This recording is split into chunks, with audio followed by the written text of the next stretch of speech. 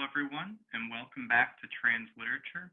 I am Dr. Baikovsky, and today we're talking about Testosterone Files. This book is by Max Wolf Valerio. Valerio is from Blackfoot descent on his mother's side, and on his father's side, his father identifies as Spanish. Brings a very powerful voice to issues such as gender, sexuality, race, colonization. In his early life, Valerio identified as a lesbian feminist and was an active part of the construction of this bridge called My Back, a text that I still teach in my class on feminism. After his time working with the collective that wrote this bridge called My Back, Valerio came out as a transgender man and began going through a variety of both medical and social transitioning. Valerio goes very deeply into the biology and his own experiences of his body and inhabiting a gender, inhabiting sexuality.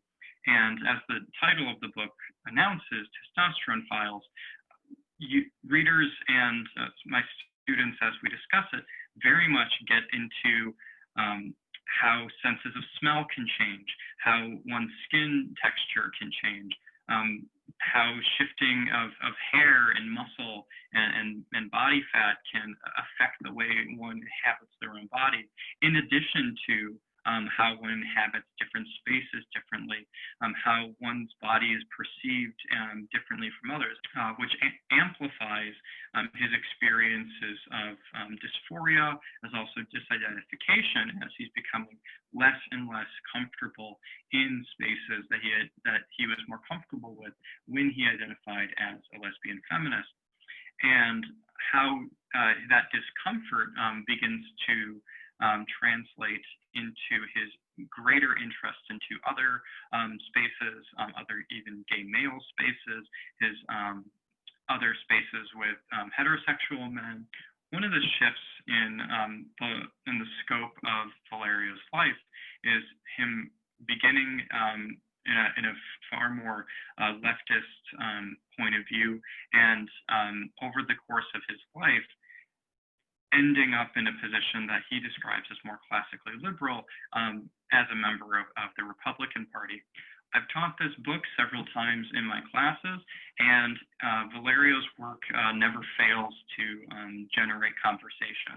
Very much invites our readers to meet him and even challenge him and to wrestle with him on a variety of grounds, on a variety of issues. Now it comes time to assign a grade. For the reasons of bringing a very powerful voice, bringing a lot of drive, and breaking open a lot of interesting questions, which are especially important to generate conversation in the classroom. For these reasons and more, I would give Testosterone Files a 3.9. This is definitely a book worth picking up, definitely a book worth thinking critically about, and thinking with, interrogating in different ways. I definitely encourage you to pick this one up. So thank you again for checking in with us. If you like the content you're seeing here, give this video a like, subscribe, and I look forward to seeing you next time. Meanwhile, keep reading.